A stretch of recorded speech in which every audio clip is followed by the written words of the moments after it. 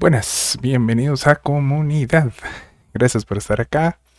Tuvimos una semana ajetreada en casa, se pintó la casa, hubo mucho trabajo, mucho que arreglar, así que por eso me disculpo con ustedes, porque no pudimos estar en nuestro horario habitual, pero acá estamos presentes para estudiar de la palabra de Dios. Vamos, Romanos 14, y el tema es testimonio responsable. En la iglesia hemos estado hablando un poco de esa responsabilidad de la vida cristiana, es lo que Pablo nos ha estado llevando a aprender, y el capítulo 14 aborda, digamos que de nuevo, el tema del legalismo y el libertinaje, tratando de llevar estas situaciones a un balance más que necesario para la comprensión o dentro de la comprensión del Evangelio.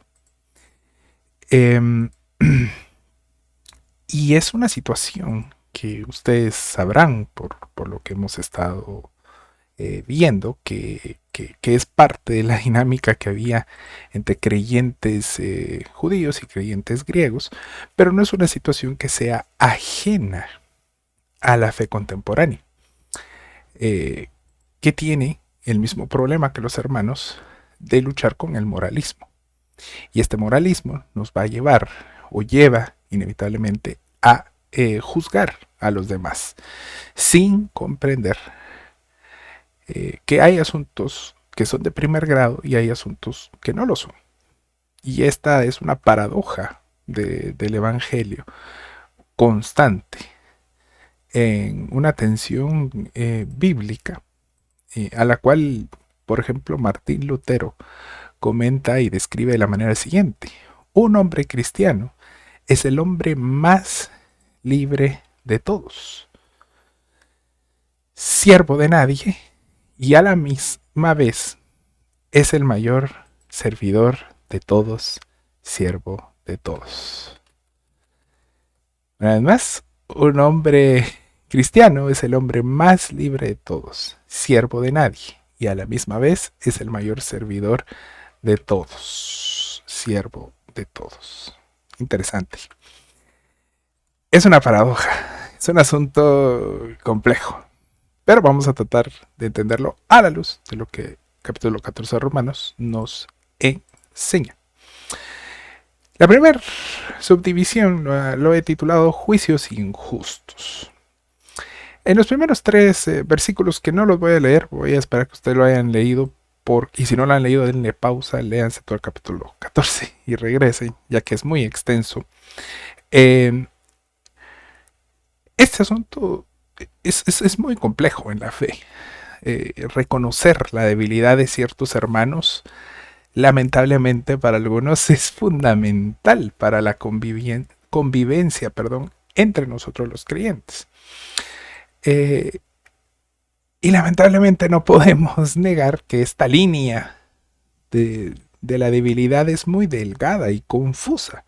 Nos cuesta ser pacientes en ese aspecto. La palabra nos llama, es un imperativo que nos pide aceptar y no juzgar a aquellos que son débiles. Interesante. O la NBI me gusta, o la NT no recuerdo la verdad, dice que son muy sensibles en la fe. Y es difícil aceptar a este aspecto para nosotros, pero es el mandato divino. Ya que esto implica comprender, primero que nada, qué es realmente la debilidad, porque hay cierta debilidad que no es debilidad, es más otra cosa, pero no voy a spoilear porque eso lo vamos a ver al final. Un creyente débil o muy sensible en la fe es aquel que duda de si ciertas prácticas son pecaminosas o no. No que juzga, sino que duda. Y es un creyente que está en un proceso de madurar para comprender la santidad. Yo quiero decir algo aquí. Un creyente débil, podemos hablar que es un creyente neófito, un creyente nuevo, con, recién converso, por decirlo en lenguaje evangélico. Una persona que lleva tiempo en la fe no debería ser un creyente débil, aunque los hay, en algunos aspectos, porque no todo es un absoluto. Hay ciertos aspectos donde todos somos débiles en la fe, y eso es lo que tenemos que llegar a tener empatía, comprensión, ¿verdad? Eh, ya que, como en toda la carta de Romanos hemos visto, el moralismo puede afectar esta comprensión. Y afectaba este moralismo de lo débil, de lo fuerte, a los judíos y los gentiles de una forma negativa. Los judíos y los gentiles, que eran los primeros lectores de la carta de Romanos. ¿Cómo les afectaba? Pues algunos se consideraban tan fuertes que despreciaban a sus hermanos por tenerlos como ignorantes en su legalismo. Es decir, los griegos. Los griegos decían, no, ya somos salvos por fe, estos judíos, sus tradiciones, y que acá son bien tontos. Y ustedes saben todo el contexto de la carta de Romanos. Los que no lo saben, vayan a la primer lección. Ahí está en la lista de reproducción de Romanos. Véanse los primeros 10 minutos, ahí entienden todo el contexto. Entonces el griego miraba con altanería al judío que recién regresaba a Roma. Y le decía, sí, tú eres un religioso, un legalista, que tus cosas, que la circuncisión, que los días, etc. Ese es el fuerte. Y había unos, desde la perspectiva del apóstol, que eran débiles. Y que llegaban a juzgar al que no tenía problemas de legalismo. Y decían, es que estos son unos libertinos. No viven la fe verdadera porque no guardan esto, no guardan lo otro, no hacen eso. Esa es la lucha entre el débil y el fuerte que pasa entre cristianos comprometidos con el Señor. Aquí no estamos hablando de cristianos light, cristianos a media, sino cristianos de verdad que aman al Señor, que quieren hacer lo mejor para el Señor, pero que sufren de un evangelio débil. Por ello es fundamental conocer, y aquí está, digamos, el centro, el core de la enseñanza. Necesitamos conocer las prioridades en las doctrinas. Hay doctrinas de primero, segundo y tercer orden. No todas son de primer orden. Choqueante, sobre todo para el legalista. Es fundamental. Sí es fundamental tener una defensa inamovible de las cosas fundamentales. ¿Cuáles son estas? La enseñanza de la Trinidad, la divinidad de Cristo, que la salvación es por fe, la autoridad suprema y la inspiración de la Biblia o de la palabra. Todo lo demás es secundario y terciario. Aquí no quise poner ejemplos en mi bosquejo, pero sabía que iban a salir solitos. Que si bautizamos acá o bautizamos allá. Que si Eucaristía, que si Santa Cena. Que a estos sí, a estos no. Todas esas son cuestiones de carácter segundo o terciario. ¿Sí? Que si cantamos, que si aplaudimos, que si hacemos, que si movemos, que parar, que luces, que... Todo eso es secundario. Si no entendemos eso, entonces ahí está un gran problema. No todo es un asunto de somos sana doctrina y usted hereje. No todo, solo lo que es de primer grado. Y hago esta pausa dramática porque sabemos que muchos hoy se rasgan las vestiduras por cuestiones de segundo y de tercer grado, que no deberíamos estar en esa dinámica. No debemos de levantar juicios, juicios injustos, juzgar a los demás por cuestiones, lo voy a poner de esta manera, que son debatibles, que todo mundo tiene un punto de vista. Yo no puedo llamar hereje a aquel que cree que va a haber un arrebatamiento y va a haber un rapto. Es un punto de vista que tiene sus maneras de comprobarse y no. Como no puedo llamar hereje a aquel que cree que el milenio ya fue, que es preterista, ¿verdad? ¿Qué estoy hablando? Escatología. La escatología no es un asunto de primer grado. Lo único de primer grado es de que Jesucristo va a regresar. Y hay una segunda venida. Pero el cómo y que si Roma y que la gran ramera, todo eso es de segundo grado. Y no podemos estar etiquetando a alguien porque no cree como nosotros. La segunda sección de los juicios injustos abarca los versos 4 al 6 y del 10 al 13. Ustedes ya lo leyeron y si no, pausa, lo leen y seguimos. Entonces lo que entendemos de este pasaje es que yo me equivoco si juzgo a todo aquel que no piensa como yo en asuntos que no son de primer grado. Yo tuve una muy mala experiencia y compartí este canal en un grupo de WhatsApp donde tuve una muy mala experiencia, por si andan por ahí. Estaba un grupo de personas. Fue mi error, la verdad, porque todo empezó de una cuenta de Instagram, una cuenta de Instagram que expone herejes. E iba el Manolo tonto y se fue a meter. Pero realmente había muchas personas de corte reformado, de distintas representaciones. Y para ellos todo es herejía. ¿Estaban bromeando o no? No importa. Todo es herejía. Media vez no piensan como ellos piensan. Y eso está equivocado. Porque eran asuntos de segundo o de tercer grado. Sí. Y el otro extremo de esto es aquel que considera que todo lo que no se hace como él lo hace es mundano, pagano o secular. Y que pasa mucho con los pentecostales. Y los neopentecostales a veces. Sobre todo los sionistas. Todo es mundano, todo es pagano, eso es del diablo, hay demonios. Yo me equivoco cuando juzgo de esa manera. Y voy a cometer errores garrafales en mi vida. Perder oportunidades que Dios mismo me había puesto porque empiezo a pensar que eso es del diablo y esto. Tenemos que tener cuidado. Y a mi juicio teológico, considero que todo esto parte, y voy a tratar de ser súper breve, porque vivimos una fe cargada de absolutos. Y eso, si ustedes han hablado conmigo de la palabra, saben que yo siempre hablo de esto. Imponemos absolutos a la fe, absolutos que no tienen un fundamento bíblico, absolutos en asuntos donde hay libertad de conciencia. Por ejemplo, hacemos de la ropa un absoluto.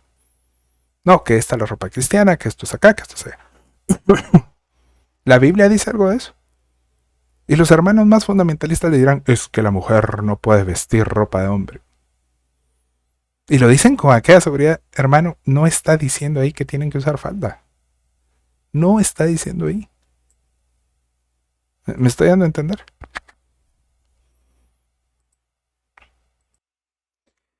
Y otra forma de verlo, que hace poco con una amiga lo vimos, es cuando se tienen perspectivas parcializadas de la fe por el estrato en el que se encuentra.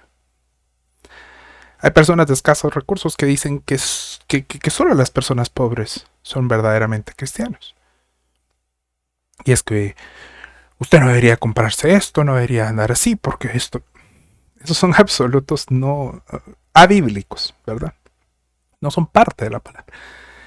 Y absolutos también en las personas de estrato alto que asumen, y se ha escuchado, y usted lo puede ver en redes y todo, asumen que aquella persona que no es de un estrato alto no está bajo bendición o le falta fe. No tenemos que caer en esos absolutos porque nos van a llevar a juzgar a los demás. Nos van a llevar a predicar evangelios de no aceptar uno como respuesta. De yo oro y tengo fe y todo mundo va a sanar. No es cierto. Solo porque a mí Dios me sanó del cáncer no significa que Dios tiene que sanar del cáncer a todos. Me estoy dando a entender. No es mi caso, lo estoy diciendo como un ejemplo. No porque yo llegue a ser multimillonario, todos tienen que llegar a ser multimillonarios si le ponen fe al asunto. No porque yo soy de estrato bajo porque tomé malas decisiones o no, todos los buenos cristianos tienen que ser pobres. La madurez cristiana que nos demanda la carta de Romanos nos lleva a entender que así como la Biblia, y no digamos Pablo, ¿verdad? O el Señor Jesús, son muy radicales en los aspectos que son fundamentales de la fe, también el Evangelio es gracia, compasión y tolerancia que refleja muy claramente el amor hacia aquel que en su debilidad tiene temor auténtico de ofender a Dios con cosas que probablemente ni son pecados, pero que le generan un cargo de conciencia. Quizá eso no es pecado. Hace poco hubo un ejemplo de eso, que pasa todos los años el 31 de octubre. Personalmente, no le veo el pecado, no le veo los demonios por ningún lado. Pero si a mí me carga la conciencia hacerlo, no lo hago. ¿Estoy dando a entender? Aunque me lo exijan en mi trabajo, yo no lo hago. ¿Por qué no? Pero no puedo afirmar que es pecado. No puedo predicar eso es pecado porque no lo es. Pero no debo irme en contra de lo que dice mi conciencia. Ya me estoy adelantando, ese es el final. Pero bueno. Por lo tanto, no debemos juzgar a aquellos. Tengo mucha tos, perdonen, es la alergia a la pintura. Por lo tanto, no debemos juzgar a aquellos que con un corazón genuino hacen o no hacen, se abstienen o no de hacer cosas por y para el Señor, que es lo que dice estos versos preciosos que están acá. Si alguien practica una tradición o no, para el Señor. Si alguien come o no, para el Señor. Si alguien va o no a una celebración, para el Señor. Si alguien consume o no algo, para el Señor. Si alguien teme o no teme, para el Señor. Solo para Él lo hace y será su Señor el que juzgue todos nuestros actos. Lo que dice en los últimos versos. Es complejo, pero debemos entender este imperativo. No es una sugerencia. Que no debemos juzgar injustamente. Bajo esa premisa podemos moldear nuestra manera de pensar de otros hermanos y ser menos excluyentes en la fe y extender más misericordia, abandonando el fanatismo religioso tan común en nuestros días, como el grupo de WhatsApp que les dije, que para ellos solo su iglesia, solo su denominación son salvos, los demás son herejes todos. Como el evangélico que se la pasa diciéndole al católico que se va a ir al infierno, porque es idólatra. Mientras él tiene en un trono a su apóstol o a su pastor de ídolo superior a Dios. Es que no es nuestra labor juzgar a los demás. Y antes de que lo consideren, a mí este capítulo de Romanos me arrastró y me llevó a considerar que tengo que cambiar muchas cosas en mi manera de actuar, sobre todo en redes sociales. He pecado. Y esta es una situación bien compleja de aceptar para nosotros, ya que nos resistimos a entender que no es nuestra labor ser conciencia ética y moral de los demás hermanos. No lo es. Aunque no nos agrada. A mí no me agrada, pero no lo es. Claro, esto no significa que debemos abandonar la corrección en las iglesias, sino que una cosa es estorbar la práctica del pecado y otra es ser continuamente tropiezo hacia los demás. Y sí, esa línea es muy delgada y a veces hacemos una cosa creyendo que estamos haciendo la otra y a veces estamos haciendo otra y terminamos haciendo la primera. Así, perdón el cantinfleo, pero así es. Y es bien difícil. Es muy, muy difícil. Por eso lo mejor es reconocer que a veces hacemos prácticas injustas en la iglesia y tratar de no hacerlas. Hasta una vez más los versos voy avanzando. De la parte segunda del 13, porque separa el 13 en dos, podemos aprender que no debemos ser tropiezo. Así le puse yo. No los puse acá los puntos.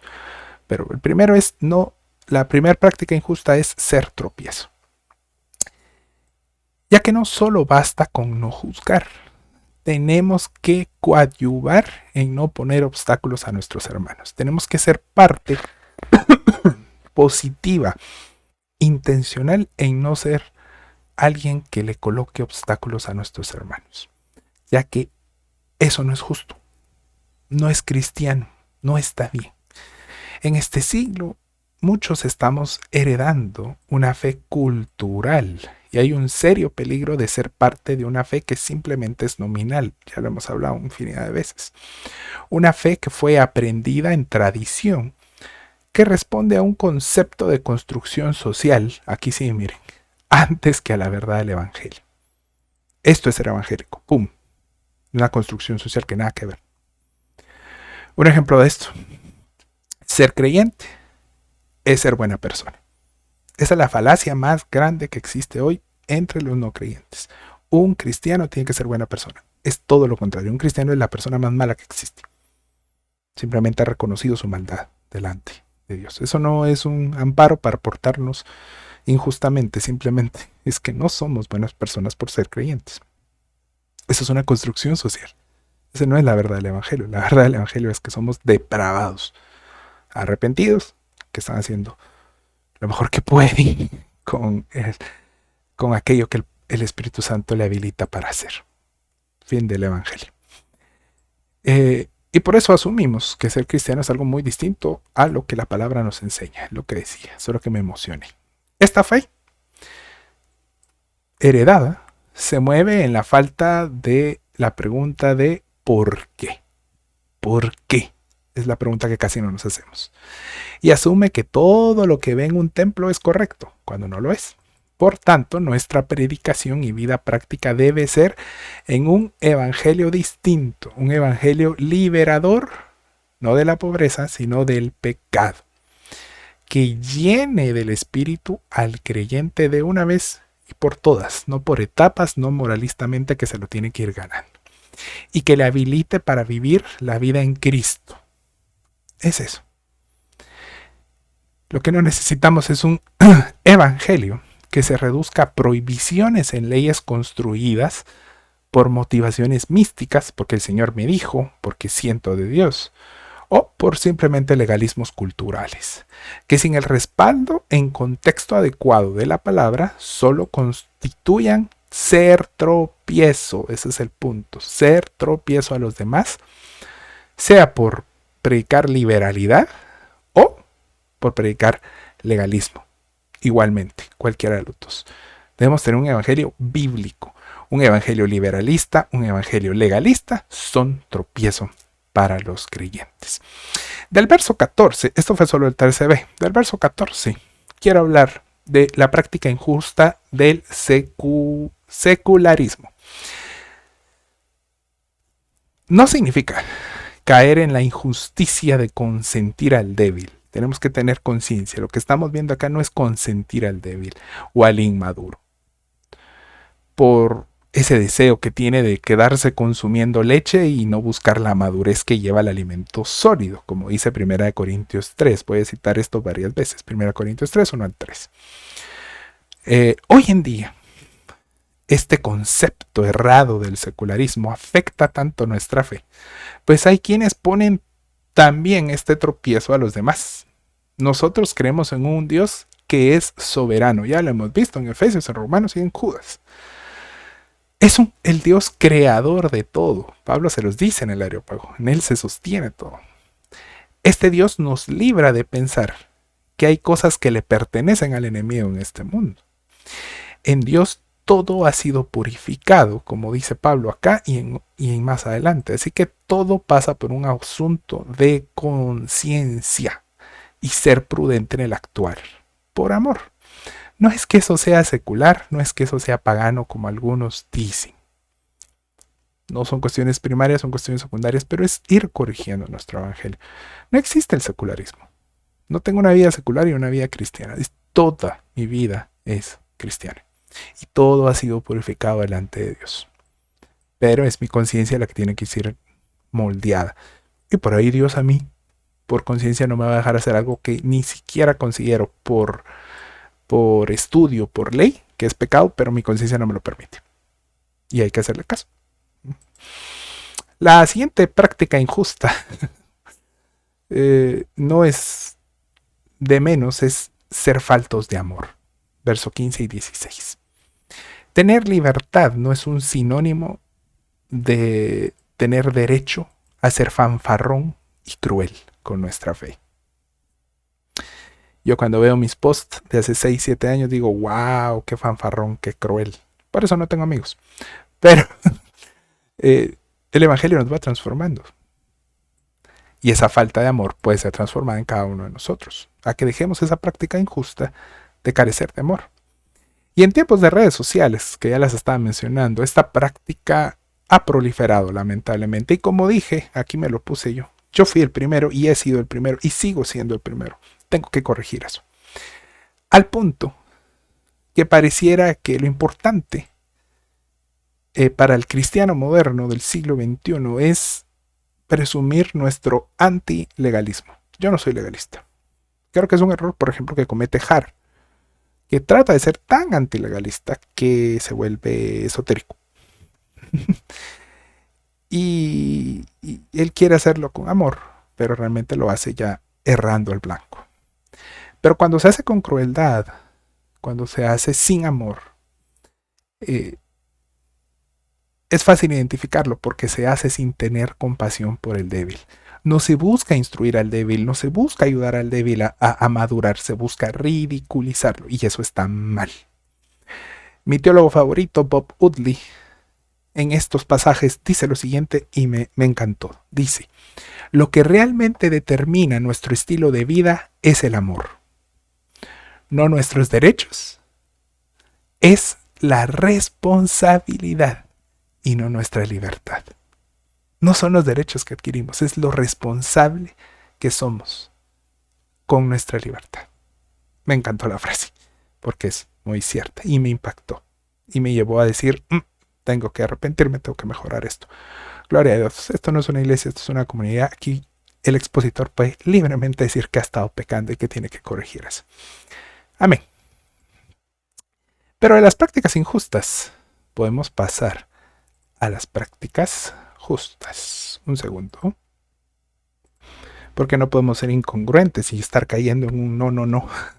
Tenemos que ver también que sí, qué prácticas justas debemos tener. Verso 17 al 21, ahí lo tienen, por favor, lean. Y acá destaco 3 puntos de nuevo. El primero es que nuestra práctica justa debe ser estar predicando la justicia del reino. Verso 17 y 18. Ahí arriba. Necesitamos predicar la justicia del reino. Debemos de evitar, debemos de trabajar en que en nuestras congregaciones, en nuestra vida cristiana, las vanas discusiones en temas terciarios y en temas secundarios no nos lleven a la división. ¿Sí? ¿Y cómo hacemos esto? Pues debemos saber que como una comunidad nuestro enfoque debe estar en la justicia del reino. ¿Qué es lo que nos interesa? La justicia del reino.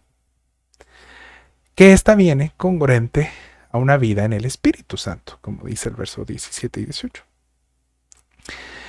Esta vida en la justicia del reino, esta vida preocupados por lo que el reino dice que es justo, nos va a dar fruto del Espíritu. Y el mayor fruto del Espíritu, a mi punto de vista, en la experiencia, ¿verdad? Voy a usar este recurso de decir de la experiencia, es la paz. Paz interior y paz con todos. Esa paz va a producir una convivencia en alegría, como dice el pasaje. Pero hoy muchos creyentes viven trabajando en obedecer reglas tras reglas tras reglas. Viven preocupados por no perder su salvación.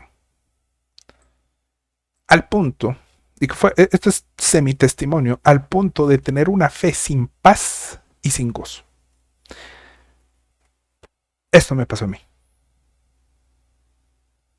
Vivía una fe donde yo daba lo máximo, nadie servía con tanto esfuerzo como yo. Nadie amaba a Dios como yo, nadie pecaba como yo. Pero tenía una fe donde no encontraba la paz ni el gozo. Aunque cantaba y hacía saltar a la gente y toda la parafernalia, yo no tenía gozo. Y esto creo que es una gran tragedia que se subestima, ya que es una tragedia que sirve a los círculos de poder religiosos, a aquellos que les encanta poner tropiezos y estorbos a los creyentes. Pero la realidad es que el yugo de Cristo es ligero. En el reino de Dios, el yugo de servir a Cristo, como dice el pasaje, es ligero. Y la libertad se basa no en lo que diga un predicador, sino en el conocimiento de la verdad. Conoceréis la verdad, que dijo Jesús. Y es esa verdad la que nos va a permitir salir aprobado por los demás, como dice el verso 18. ¿Quieres agradar a Dios? ¿Quieres servir a Cristo? Conocer la verdad. Tan sencillo como eso. Por eso es que insisto tanto en la lectura, pero por ahí suena muy fanático, muy aburrido, no sé. Pero es la verdad. Todo esto sabiendo que esa justicia de la cual disfrutamos no la merecemos, sino es un don de Dios. Porque nosotros somos lo peor. Pero fuimos justificados. Por gracia. ¿Cuántos dicen amén? No estamos en la iglesia. La siguiente práctica justa es la que vemos en el verso 19. Y es la responsabilidad de edificarnos. Los que vienen de mucho tiempo saben que en Efesios aprendimos, y si no busquen la playlist de Efesios y véanlo, que somos un cuerpo en Cristo. Efesios capítulo 2, los últimos versículos. Ahí búsquenlo en la playlist. Somos un cuerpo que está vinculado, que está unido por ese vínculo perfecto que es la paz. Y este cuerpo se edifica a través de los dones. Lo vimos acá en Romanos 8 también y lo vimos en Efesios. Y para algunos suena muy extremista, pero en verdad nuestras iglesias necesitan corregir ese enfoque templista y activista que tenemos. Extremista, que es lo que yo siempre digo, y redes y todo, cuando lo hago bien, no de las cosas que les decía que hago mal. Yo sí soy una voz que clama en el desierto, que debemos de corregir esa adicción templista, esa adicción a las actividades. Y corregir el concepto de qué es ser iglesia. Tenemos que hacer una ontología ahí de qué realmente es ser iglesia. Y necesitamos volver a la iglesia, a la eclesiología de Efesios, donde se promueve, o donde se promueva, perdón, y se ejecute la enseñanza bíblica para edificar a la iglesia en un fundamento sólido. Levanta tu casa sobre la roca. Hasta de niño lo aprendimos. Y si construimos sobre esa roca que es Cristo, podemos tener paz entre los hermanos. Porque al final, si fulanito opina y si menganito opina, sí, pero ¿qué dice Cristo? Ah, eso tenemos que hacer. Aunque a usted no le guste y a usted tampoco le guste completo. Pero es Cristo. ¿Se dan cuenta? Pero como no predicamos a Cristo, no voy a hacer comentarios. Ya que es a través de la enseñanza de la palabra que vamos a poder encontrar soluciones a un conflicto inminente. Siempre va a haber conflicto porque los seres humanos pensamos diferente. Y en esos conflictos, que primero son internos, son en nosotros, es decir, no, hombre, esto no me gusta, así, y luego son externos, entre los hermanos, vamos a poder depurar a través de la enseñanza de la palabra todo aquello que creemos como iglesia que es el Evangelio y que no lo es. Y vamos a empezar a creer solo aquello que es Cristo en nuestra fe. Si tomáramos esa actitud y nos enfocáramos más en predicar la palabra, el resultado sería que edificaríamos más el templo de Dios, porque el real templo de Dios somos nosotros. Es un templo que está construido a la imagen de nuestro Señor Jesucristo. Por eso es necesario, porque Él es la roca fundamental. Y esto se construye a través de la enseñanza de la palabra, no a través de conciertos, no a través de encuentros, no a través de retiros, no a través de actividades, ni de capacitaciones, ni de capellanía, ni de todas esas charas. Y necesitamos entender este consejo, este imperativo urgente que nos da la palabra para nuestros días. Efesios 2, 20 al 21 dice: ustedes están edificados sobre el fundamento de los apóstoles y los profetas. Ya lo expliqué en su tiempo, es la Biblia. Siendo Cristo Jesús mismo la piedra angular. No el apóstol, no la doctrina de la iglesia, no la denominación.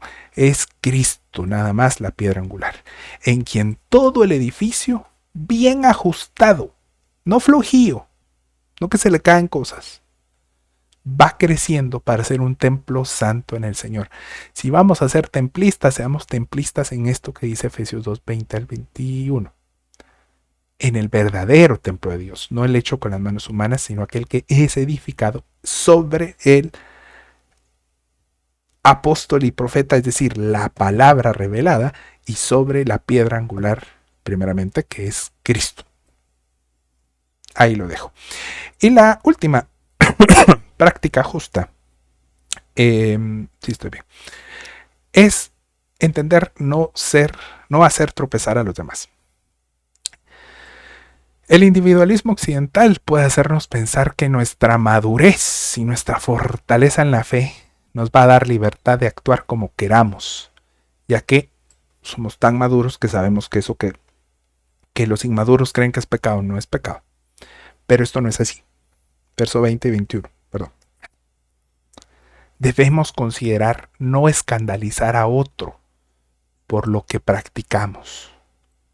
No por culpa, sino porque debemos procurar no herirlos. Y sí, esto es incómodo y cansino y da hueva. Pero esta es la manera justa de comportarnos en compasión. Muchos dirán, esto es ser hipócrita, a mí qué me importa que digan los demás. Sí nos tiene que importar. Y tal vez eso que quieras publicar en redes sociales tenga que ir en mejores amigos. Y en mejores amigos solo tener a los maduros, para que se pueda entender las cosas. Ya les di ese ejemplo una vez con la cena de Navidad y el vino. No se trata de vivir atemorizados del qué dirán. No es eso. Sino de ser selectivos y considerados en lo que hacemos, en lo que promulgamos y en lo que hacemos público de nuestra vida privada. Eso es ser hipócrita, no es ser hipócrita, es tener cuidado de no hacer tropezar a otros. No es nuestra culpa que ellos sean débiles, tal vez es culpa del pastor, no, bromas, pero debemos tener cuidado. Y saben, si sabemos que una persona es súper legalista, súper conflictiva y todo, no la agreguen a redes. Tan sencillo como eso. ¿Para qué se hacen bolas? Tercer punto de 4 es que tenemos que tener convicción. Ay, no, cuarto punto, ya llegamos al final. Señores, qué rápido.